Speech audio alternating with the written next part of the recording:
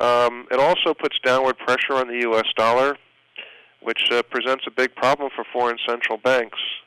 Because if the Fed starts cutting interest rates unilaterally and increasing the American money supply, which is already growing at a 14% annual rate, those foreign currencies are going to rise in value, which could hurt exports of foreign countries such as Korea or Australia or Canada or even other big exporters perhaps in Europe. So foreign central banks, what they'll tend to do is also inflate their money supply to try to slow down the advance of their currency against the dollar. So it all ends up increasing the money supply, not only in the United States but in other countries, and that has led to big moves in increases in values of stock markets around the world.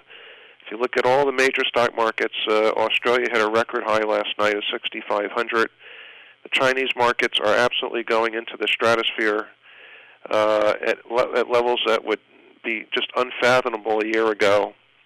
And Brazil is back to record highs today, back to the 60,000 level. So the Dow Jones is only 1% off its all-time high. So despite all this negative news on the economy and the credit crunch and the housing problems, if you're trying to make money in the market, you have to understand it's all about liquidity. I mean, if you need to, just take out a magic marker and write liquidity on your forehead, and you can look at yourself in the mirror every morning and remind yourself of what it is you need to focus on in order to make money in the market. There you have it, liquidity. And so we've seen repos. Now, maybe let me take it this way. Maybe the subprime wasn't such of a big deal after all, and that's why the markets are rebounding. Well, we won't know the full details on that, but I do believe that there'll be about at least $200 to $300 billion of losses that'll have to be recorded on the balance sheets of banks and brokers and hedge funds around the world. That's a very big loss. But the money will be made up by central banks and all the money printing that they're going to do in the next few months. So it all eventually is taken care of by the central banks.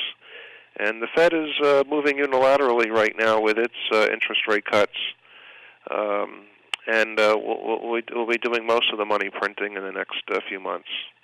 Okay, and we have Gary Dorsch on the line with us, the editor of the Global Money Trends newsletter. You can find him at globalmoneytrends.com, and I highly recommend that you go ahead and receive the premium version of his subscription, in which case you've built a 16 stock portfolio. Is that correct, Gary, for these particular economics upcoming?